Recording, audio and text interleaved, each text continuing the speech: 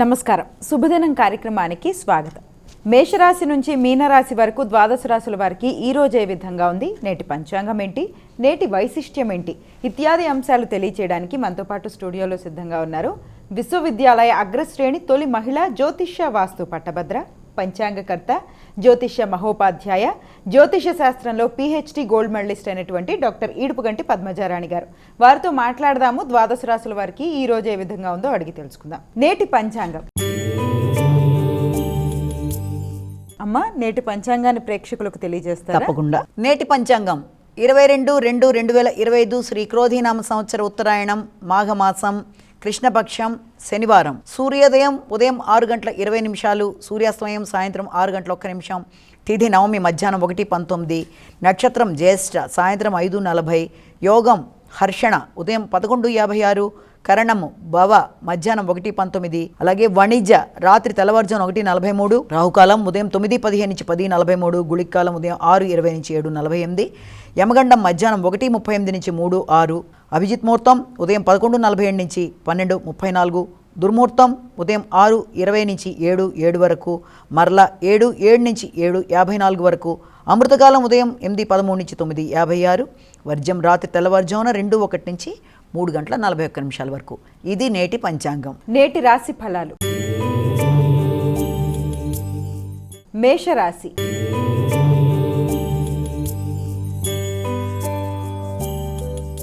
అమ్మ, మేషరాశి వారికి ఎలా ఉంది ఈరోజు? మేషరాశిలోకి వచ్చే నక్షత్రాలను తీసుకున్నట్లయితే అశ్విని, భరణి, కృత్తిక 1వ పాదం ఇవన్నీ మేషరాశిలోకి వస్తాయి. మేషరాశి వారికి ఈ రోజున ఆకస్మికమైన ఖర్చులు అధికంగా ఉన్నప్పటికీ కూడా అవి చక్కగా ఉపయుక్తంగా ఉండే విధంగా మీరు ముందే ప్లాన్ చేసుకోవడం వల్ల ఆకస్మికమైనా కూడా దాన్ని చక్కగా చేసుకుంటూ ముందుకు వెళ్ళగలుగుతారు. ముఖ్యమైన పనులలో ఆలస్యాలు, తొందరగా చేద్దామనుకున్నా కూడా ఏదో రకమైన ఇబ్బందితో అవి ఆగిపోయే పరిస్థితులు రావడం వల్ల కొంత నిరాశ నిస్పృహలు ఉన్నప్పటికీ కూడా మీ చాకచక్యాన్ని ఉపయోగించి చక్కగా పనులన్నీ అయిపోయే విధానంలో ముందుకు దూసుకు వెళ్ళడానికి మీరు తీవ్ర స్థాయిలో కృషి చేస్తారు. అనుకున్న పనులు సాధించడానికి గట్టిగా కృషి చేసైనా సరే ముందుకు వెళ్ళడానికి ప్రయత్నం చేస్తారు. అయితే ఈ నేపథ్యంలో మీరు చేస్తున్న పనులలో ఏదన్నా ముఖ్యమైన విషయాల్లో అనుకోని ఆటంకాలు కానీ, వాయిదా వేసే పరిస్థితులు కానీ రావడం, అలాగే ఊహించని విధంగా ఖర్చులు అవ్వడం మొదలైన వాటి వల్ల తొందరగా డిప్రెషన్కి గురయ్యే అవకాశం ఉంది. కాబట్టి అంత నిరుత్సాహపడకుండా ఎలాంటి పరిస్థితి వచ్చినా దాన్ని అధిగమించే విధంగా ముందుకు వెళ్ళడానికి మీరు ప్రయత్నం చేస్తారు ఈ రోజున. వృషభ రాశి.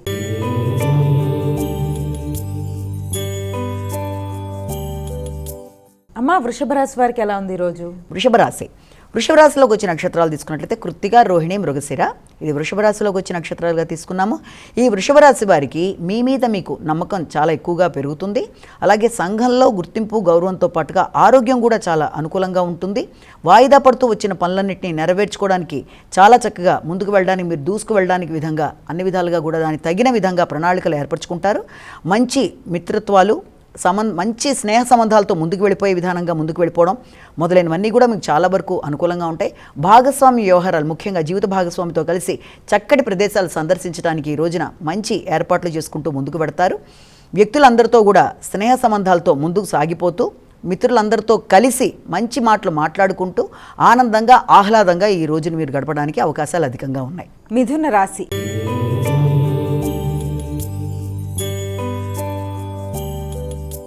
అమ్మ, మిథున రాశి వారికి ఎలా ఉంది ఈరోజు? ఈ మిథున రాశిలోకి వచ్చే నక్షత్రాలు తీసుకున్నట్లయితే మనం ఈ యొక్క మృగశిర, ఆరుద్ర, పునర్వసు వీళ్ళకి ఈ రోజున ముఖ్యమైన కార్యక్రమాల్లో శక్తికి మించి కృషి చేస్తారు. పట్టుదల పెరుగుతుంది. పోటీలలో నెగ్గడానికి, నైపుణ్యాలు పెంచుకోవడానికి మీరు వెళ్ళే విధానం చాలా కొత్త తరహాలో ఉండడం అనేది, అలాగే అలా చేయడానికి మీరు నిర్ణయించుకున్నా కూడా ఏదో కారణంతో అవి కొంత వాయిదా పడే విధంగా రావడం, అంటే మీరు ఎంత కష్టపడి ఒక పని చేద్దామని ప్రణాళిక వేసుకున్నా కూడా ఆకస్మికంగా అనుకోని పరిస్థితుల రీత్యా అవి వాయిదా పడ్డమో, లేకపోతే దాంట్లో కొంతకాలం వరకు అది ఆ పని ఆగుతూ రావడం కానీ ఇలాంటివి జరగడం వల్ల కొంత చికాకులు ఎదుర్కొన్నప్పటికీ కూడా దాన్ని వదలకుండా పట్టుదలతో విశ్రమించి అనుకున్న పని సాధించడానికి, మీ నైపుణ్యాలను పెంచుకోవడానికి అనుకూలంగా ఈరోజు ముందుకు పెడతారు. కర్కాటక రాశి.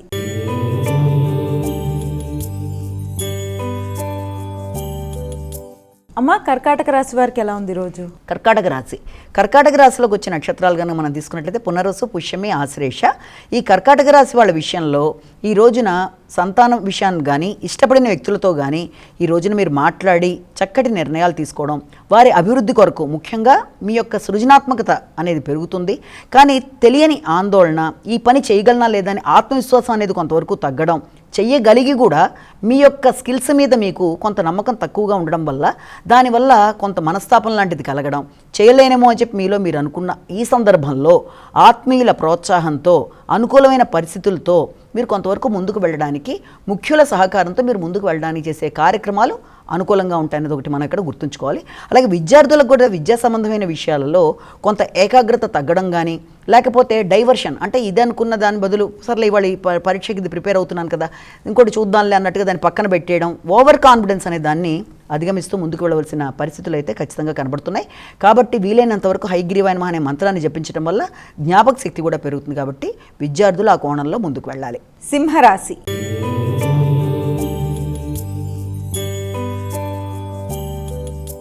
అమ్మ సింహరాశి వారికి ఎలా ఉంది రోజు? సింహరాశిలోకి వచ్చే నక్షత్రాలని మనం ప్రధానంగా తీసుకున్నట్లయితే మఖ, పుబ్బ, ఉత్తర.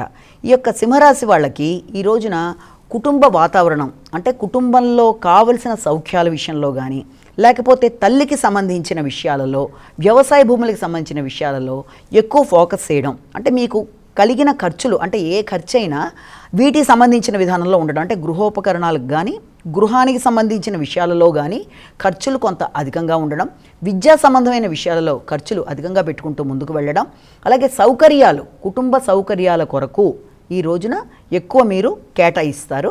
ఆ విషయంలో అది స్థిరాస్తులు కావచ్చు, కుటుంబ నేపథ్యంలో అవసరమైన ఖర్చుల కొరకు మీరు ఊహించిన దానికంటే కొంత ఎక్కువ ఖర్చులు అయినప్పటికీ అది మీకు ప్రశాంతత ఇవ్వడానికి అవకాశం అనేది కనబడుతోంది. కన్యా రాశి.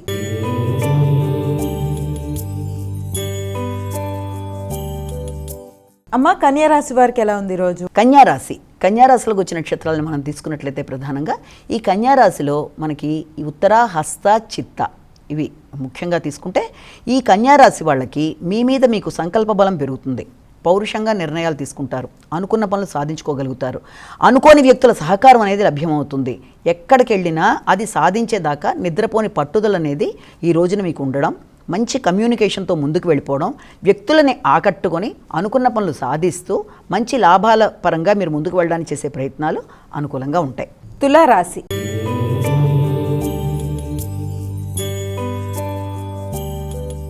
అమ్మ తులారాశి వారికి ఎలా ఉంది రోజు? తులారాశిలోకి వచ్చే నక్షత్రాలు తీసుకుంటే మనం చిత్త, స్వాతి, విశాఖ 3 పాదాలు. ఈ యొక్క తులారాశి వాళ్ళ విషయంలో కుటుంబానికి సంబంధించిన విషయాలలో అనుకోని ఆందోళన, అంటే కుటుంబానికి సంబంధించిన ఖర్చులు కావచ్చు, కుటుంబపరమైన విషయాలలో, అంటే ఈ రోజున అందరూ కలిపి ఏదైనా ఒక ముఖ్యమైన విషయంలో నిర్ణయం తీసుకుందాం అనుకున్న విషయం కానీ, ఆర్థిక సంబంధమైన విషయాలు కానీ, ఎవరికైనా వాగ్దానాలు చేసే విషయాల్లో కానీ అనుకోని ఆటంకాలు లాంటివి, అంటే మీరు చేద్దామని ఎంత ప్రయత్నించినా అది ఏదో రకంగా అది కొంత వాయిదా పడ్డమో, లేకపోతే అనుకోకుండా మీరు వెళదాం అనుకున్న ప్రదేశాల్లో అది కొంత తాత్కాలికంగా వాయిదాల వల్ల, డిలేల వల్ల కొంత మీకు చికాకులు లాంటివి కలగడం, ఉద్వేగాలు పెరగడం మొదలైన వాటికి ఆస్కారం ఉన్నప్పటికీ వృత్తికి సంబంధించిన విషయాలలో మాత్రం మీరు అనుకున్న విధంగా ముందుకు వెళ్ళడానికి ఈ రోజున చాలా తీవ్రంగా కృషి చేస్తారు. వృత్తి ప్రదేశాల్లో, అంటే మీ దగ్గర పనిచేసే వాళ్ళ విషయంలో కానీ, లేకపోతే మీరు పనిచేస్తున్న ప్రదేశాల్లో కానీ చక్కగా దాంట్లో కొత్త మార్పులు చేయడానికి మీరు చాలా ఈ రోజున ప్రయత్నాలు చేస్తూ దాని పరంగా ముందుకు వెళ్ళడానికి కొంత విశేషంగా ఖర్చు పెట్టడానికి కూడా ఆస్కారం కనబడుతోంది. వృశ్చిక రాశి.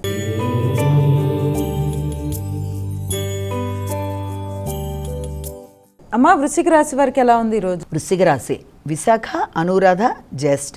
ఈ వృశ్చిక రాశి వాళ్ళ విషయంలో మీ మీద మీకు ఆత్మవిశ్వాసం కొంతవరకు తగ్గుతుంది. చెయ్యగలనా లేదా ఈ పని అనే ఒక విషయంలోనూ, అలాగే సంకల్ప బలం తగ్గుతున్నట్టుగా ఉన్నప్పటికీ కూడా ఆ విషయంలో మీకు చాలా ముఖ్యులైన ఆత్మీయులు, అంటే అది మీ యొక్క తండ్రి గారు కానీ, లేకపోతే గురువులు కానీ, ఎవరన్నా పెద్దలు, అంటే మీ శ్రేయోభిలాషులు, మీ గైడెన్స్ ఇచ్చే వాళ్ళ యొక్క సహకారంతో ఆత్మవిశ్వాసాన్ని పెంచుకునే దిశగా ఈ రోజున ప్రయత్నాలు చేస్తారు. అలాగే ఆధ్యాత్మిక చింతన అనేది పెరుగుతుంది. దేవాలయ సందర్శన చేయడానికి కూడా ఈ రోజున మీకు ఎక్కువ అవకాశం ఉంటుంది. అలాగే ఉపాసనా బలం పెంచుకునే విధంగా కృషి చేస్తారు. ముఖ్యమైన విషయాలలో ఆశించిన వాళ్ళు సహకరించకపోయినా కూడా అనుకోని వ్యక్తుల సహకారంతో పనులు సాధించుకోవడానికి ఈ రోజున మీకు చక్కటి అవకాశాలు అనేవి లభ్యమవుతాయి. ధనస్సు రాశి.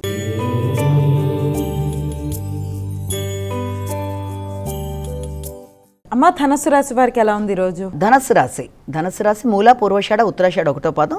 ఈ ధనస్సు రాశి వాళ్ళ విషయం తీసుకున్నా కూడా శారీరక శ్రమ వల్ల కొంత ఆరోగ్యం తగ్గినట్టుగా అనిపిస్తుంది. కొంత నిరుత్సాహంగా ఉంటారు.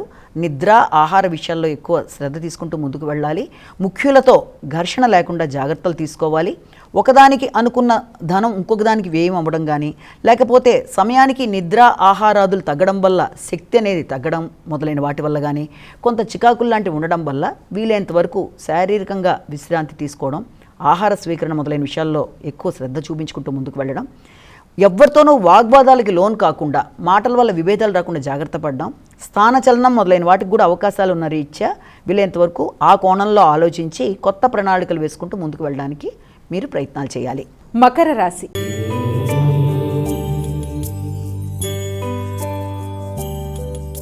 అమ్మ మకర రాశి వారికి ఎలా ఉంది ఈరోజు? మకర రాశి వాళ్ళ విషయం తీసుకున్నట్లయితే ఉత్తరాషాఢ, శ్రవణం, ధనిష్ట ఈ యొక్క మకర రాశి వాళ్ళకి ఈ రోజున ఆలోచనలు చాలా చక్కగా ఉంటాయి. వ్యక్తుల సహకారం లభ్యమవుతుంది. ఆరోగ్యం బాగుంటుంది. అనుకున్న పనులు సాధిస్తారు. ఎప్పటి నుంచో ఆగుతూ వచ్చిన పనులు ముందుకెడతాయి. ఎదురు చూస్తున్న వర్తమానాలు అలాగే వృత్తిపరమైన విషయాలు చాలా వరకు మీకు అనుకూలంగా ఉండే అవకాశం లాంటిది కనబడుతుంది. ఎప్పుడో దూరమైన స్నేహితులు కలవడం, వారితో మీరు చక్కగా మాట్లాడుకొని వారి యొక్క సలహా సహకారంతో వారితో కలిపి నూతన విధానాల్లో నూతన ప్రాజెక్ట్స్ మొదలుపెట్టడం కానీ, నూతన బిజినెస్ కొరకు కానీ ఏదైనా ప్రణాళికలన్నీ వారి యొక్క సలహా సంప్రదింపులతో చేయడం మొదలైన వాటికి కూడా ఆస్కారాలన్న రోజుగా భావించవచ్చు. కుంభరాశి.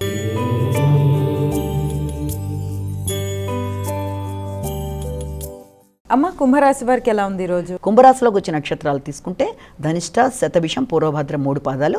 ఈ కుంభరాశి వాళ్ళకి ఈ రోజున శక్తికి మించి వృత్తిపరమైన విషయాలలో ఎక్కువ వాళ్ళు శ్రమ పడతారు. పోటీ పరీక్షలకు వెళ్ళిన వాళ్ళకి ఈ రోజున ఏదైనా అవకాశాలు లాంటివి కూడా లభ్యమవుతాయి. అంటే ఏ రకమైన అవకాశాలు అని చూసినట్లయితే ఏదైనా ఇంటర్వ్యూలు కానీ, లేకపోతే ఆల్రెడీ ఇంటర్వ్యూలకు అటెండ్ అయిన వాళ్ళకి మళ్ళీ ఫైనల్ రౌండ్ అన్నట్టుగా ఇంకొక ఇంటర్వ్యూకి పిలవడానికి కానీ అవకాశాలు ఒకటి. ఇక రెండోది ఏంటంటే కొత్త వృత్తుల కొరకు ప్రయత్నం చేసేవాళ్ళు, అదే కనుక వృత్తిలో ఆల్రెడీ ఉన్న వాళ్ళకైతే ఏదైనా డిపార్ట్మెంటల్ టెస్ట్లకి అవకాశం కానీ, వృత్తిపరమైన నూతన బాధ్యతలు, వృత్తిలోనే ఒక ప్రదేశం నుంచి ఇంకో ప్రదేశానికి మార్పులు లాంటివి, ఇలాంటి వాటన్నిటికీ కూడా ఆస్కారం ఉన్న రీత్యా ఇవన్నీ మీ గౌరవం పెంపొందించే విధంగా ఉండడం, దానివల్ల ఆదాయానికి సంబంధించిన విషయాల్లో కూడా మీకు కొంతవరకు అనుకూలతలు మొదలైన వాటికి ఆస్కారం ఉన్నట్టుగా మనం భావించవచ్చు. మీనరాశి.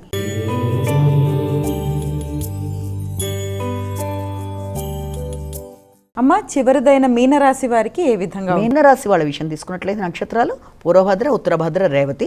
ఈ మీనరాశి వాళ్ళకి దూర ప్రయాణాలకి అలాగే విద్యా నిమిత్తం విదేశీ విద్య కొరకు చేసే ప్రయత్నాల విషయంలో కానీ, లేకపోతే పెద్దల సహకారంతో కొత్త నిర్ణయాలు తీసుకోవడానికి మీరు చేసే కార్యక్రమాలు కానీ చాలా వరకు ఈ రోజున మిశ్రమ ఫలితాలతో కూడి కొంతవరకు పాజిటివ్గానే ఉండే అవకాశాలు లాంటివి కనబడుతున్నాయి.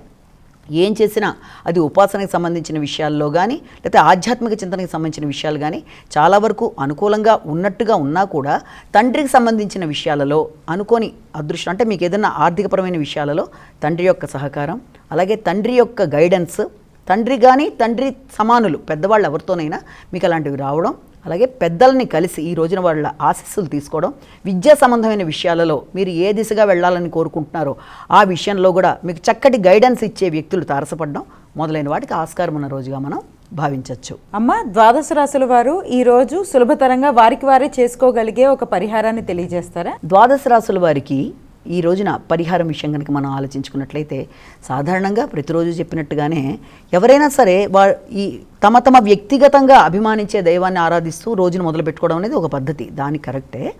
దానితో పాటుగా ఇంకా మీకు అవకాశం కనుక ఉన్నట్లయితే తప్పనిసరిగా వాళ్ళందరూ కూడా ఈ రోజున తప్పకుండా గోవింద నామాలు జపించడం కానీ, వెంకటేశ్వర స్వామికి సంబంధించిన దేవాలయ సందర్శన కానీ, వెంకటేశ్వర స్వామికి సంబంధించిన అష్టోత్తరాలు, శతనామావళి వినడం, ఇవన్నీ కూడా చాలా చాలా మంచి ఫలితాలు ఇస్తాయి. కాబట్టి అవకాశం ఉన్నట్లయితే ఇలాంటివి చేయడం, అయితే నవగ్రహ దేవాలయ సందర్శన చేయడం, ఇవన్నీ కూడా చాలా చక్కటి మంచి ఫలితాలు ఇస్తాయి. కనుక అవకాశం ఉన్నట్లయితే ఈ యొక్క కార్యక్రమాన్ని కూడా చేయండి. అలాగే ఇప్పుడు దాకా చెప్పుకున్న రాశి ఫలితాలని కేవలం ఒక వ్యక్తిని ఉద్దేశించి చెప్పినవి కావు కనుక అన్ని తమకే వర్తిస్తాయని అన్న భావనలో కాకుండా తమ వ్యక్తిగత జాతకంతో కలిపి ఈ యొక్క గోచార రీత్యా వస్తున్న ఫలితాలను కూడా కలిపి చూసుకుంటూ ముందుకు వెళ్ళినట్లయితే గోచార రీత్యా ఎదురవుతున్న చిన్నపాటి ఇబ్బందులు ఇప్పుడు మనం చెప్పుకున్న చిన్న చిన్న శ్లోకాల రూపంలో కానీ పరిహారాలన్నీ కూడా, అంటే వ్యక్తిగత దైవ ఆరాధన, లేకపోతే ఇవాళ చెప్పిన ఈ వెంకటేశ్వర స్వామికి సంబంధించిన దేవాలయ సందర్శన కానీ, వెంకటేశ్వర స్వామికి సంబంధించిన అష్టోత్తరాలు, గోవిందనామాలు మొదలైన ఎవరికి ఏది వీలుంటే అది చేసుకోగలిగినా సరే, వినగలిగినా సరే చాలా వరకు మంచి ఫలితాలు ఇస్తాయి. కనుక ఆ పరంగా చూసుకుంటూ ముందుకు వెళ్ళినట్లయితే అందరికీ కూడా అనుకూలతలు అనేవి తప్పకుండా ఏర్పడతాయి.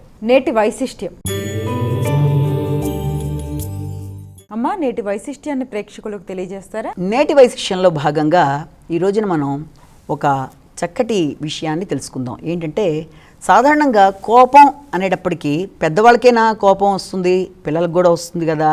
ఆ పిల్లల్లో కూడా ఇంకా చిన్న పిల్లలు అంటే మరీ పసిపిల్లలని కాదు, మొత్తానికి పిల్లలు, కిడ్స్, పిల్లలకు కనుక కోపం వస్తే దాన్ని ఎలా అధిగమిస్తారు లేకపోతే ఎలా అధిగమించే విధంగా మనం ప్రయత్నం చేయాలి అన్న విషయం మీద కొంత మనం ఈ రోజున మాట్లాడుకుందాం. సాధారణంగా పిల్లలకి చాలా ఎమోషన్స్ అనేవి ఉంటాయి. అంటే పెద్దవాళ్ళకే కాదు, చిన్నప్పటి నుంచి వ్యక్తి ఎదుగుదల చిన్నతనం నుంచి అది కనబడుతూ అది రకరకాల విధాలుగా పెద్ద అయ్యే కొద్దీ అది మార్పులు చేర్పులు అవుతూ వస్తుంది. అయితే చిన్నపిల్లలకి వాళ్ళకి చెప్పడం చేతనైనా కాకపోయినా వాళ్ళకి ఆ విధంగా కోపం అనేది రాగానే వాళ్ళు డిఫరెంట్ వేలో వాళ్ళు బిహేవ్ చేసుకుంటూ వెళ్ళిపోతూ ఉంటారు. కాబట్టి అలా వెళ్ళిపోతున్నప్పుడు మనం ఏం చేయాలంటే మొట్టమొదట చిన్నతనంలో వాళ్ళల్లో ఉండే ఆ కోపాన్ని మనం ఎమోషన్స్ అంటే రకరకాల ఉద్వేగాలు ఉంటాయి కదా, కోపం, బాధ, ఆనందం, ఏడవడం, ఇవన్నీ కూడా అందులో భాగాలే కదా. వాళ్ళకు వచ్చిన కోపాన్ని అంటే ఎమోషన్స్ రూపంలో ఉన్నదాన్ని మనం ఫస్ట్ గుర్తించంగానే ఏం చేయాలంటే వాళ్ళకి అనుకూలంగా, చిన్నపిల్లలు కదా మరి, వాళ్ళకు అనుకూలంగా మనం ప్రవర్తించే విధంగా చూస్తూ వాళ్ళ కోపాన్ని తగ్గించే విధంగా మనం ఆ దిశగా మనం ప్రయాణం చేయాలి. అందులో మొట్టమొదటిది ఏంటంటే పిల్లలకు కనుక కోపం వస్తే ఇమీడియట్గా మనం ఏం చేయాలంటే వాళ్ళకి శ్వాసకి సంబంధించిన విషయం అంటే ఏంటంటే పెద్దవాళ్ళు జనరల్గా మనం చేస్తుంటాం, శ్వాస మీద కాన్సన్ట్రేట్ చేసి శ్వాస నిశ్వాసాలు, తర్వాత దాంతోపాటు ఉద్వేగాలను కంట్రోల్ చేసుకోవడానికి మెడిటేషన్ అన్నవన్నీ పెద్దవాళ్ళు చేస్తూ ఉంటారు. అలాగే పిల్లలకు కూడా ఏం చేయాలంటే అలాంటిది ఏదైనా ఉన్నప్పుడు వాళ్ళకి చక్కగా శ్వాస గురించి వాళ్ళకి లైట్గా చూపిస్తూ దాని మీద వాళ్ళకి ఒక చిన్న నియంత్రణలాగా ఆ వాటి మీద ఎక్కువ ఫోకస్ చేస్తున్నట్టుగా చేయడం బట్టి ఏమవుతుందంటే వాళ్ళకి ఆ కోపం అనేది గ్రాడ్యువల్గా తగ్గి కొంత ప్రశాంతత అనేది ఏర్పడుతుంది. అంటే వాళ్ళకు కూడా కొన్ని అర్థమవుతూ ఉంటాయి కదా కొంచెం పెద్ద అయ్యే కొద్దీ. కాబట్టి కోపం రాగానే వాళ్ళ కోపగించుకుని అలా అయిపోకుండా కొంత శ్వాస మీద నువ్వు దృష్టి పెట్టుకొని కొంత గాలి పీల్చుకోవడంలో, గాలి వదలడంలో, దాని మీద దృష్టి పెట్టుకోవడంలో నువ్వు అలా చేస్తూ ఉన్నావు అనుకో నీ కోపం అనేది లైట్గా తగ్గుతూ ఉంటుంది అన్నట్టుగా వాళ్ళని మనం ఇది చేయాలి. అదొకటి. అలాగే వాళ్ళకి రెండోది కొంత స్పేస్ ఇచ్చేయాలి. ఏంటి స్పేసు? కోపం రాగానే వాళ్ళు అలాగా సీరియస్గా అయిపోతున్నారని వాళ్ళని అలా కాకుండా కొంతసేపు ఫ్రీగా వదిలేసినప్పుడు ఏం చేస్తారంటే వాళ్ళకి కొంతసేపు పోయిన తర్వాత ఆటోమేటిక్గా తగ్గిపోతుంది, దాంట్లోనే ఉండరు. ఆ స్పేస్ వదిలేసినప్పుడు ఏముందంటే కొంత ప్రశాంతత అనేది, ప్రశాంతకరమైన వాతావరణాన్ని మనం ఎప్పుడైతే సృష్టిస్తామో అంటే వాళ్ళ కోపం రాగానే మనం కూడా కోపంగా ఉండకుండా అది రాగానే వదిలేయడం వల్ల ఏమవుతుందంటే కొంతసేపటికి ఆ ప్రశాంతమైన వాతావరణం వల్ల వాళ్ళు మళ్ళీ నెమ్మదిగా మామూలైపోతారు, మర్చిపోతారు వాళ్ళ కోపం వచ్చిందన్న విషయాన్ని వాళ్ళు ఆటోమేటిక్గా మర్చిపోవడం అనేది జరుగుతుంది. అలాగే ఇంకొక విషయం ఏంటంటే వాళ్ళ కోపం వచ్చిన జనరల్గా పిల్లలకి రోల్ మోడల్స్ ఎవరు? తల్లిదండ్రులే. వాళ్ళనే చూస్తూ పిల్లలు పెరుగుతూ ఉంటారు కదా.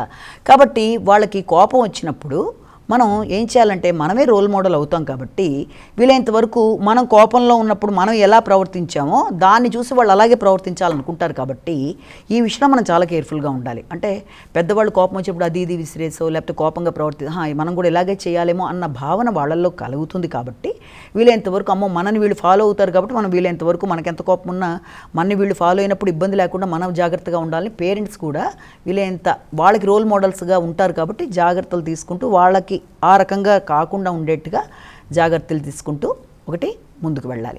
అలాగే ఇంకొక విషయం ఏంటంటే వాళ్ళకి ఒక ఫిజికల్ యాక్టివిటీ పిల్లలకి, అంటే ఫిజికల్ యాక్టివిటీ అంటే ఏంటి? ఇంట్లో ఏదైనా బొమ్మలు ఒకదాని మీద ఒకటి పెట్టి తయారు చేయడం, లేకపోతే ఏదైనా బాల్ లాంటిది ఆడడం, ఎనీహౌ మొత్తానికి ఒక చక్కటి ఫిజికల్ యాక్టివిటీ వల్ల ఏమవుతుందంటే వాళ్ళకి ఒక ప్రశాంతత అనేది ఏర్పడుతుంది. ఆడుకోవడంలో అన్నీ మర్చిపోతారు ఆ ఫిజికల్ యాక్టివిటీ వల్ల.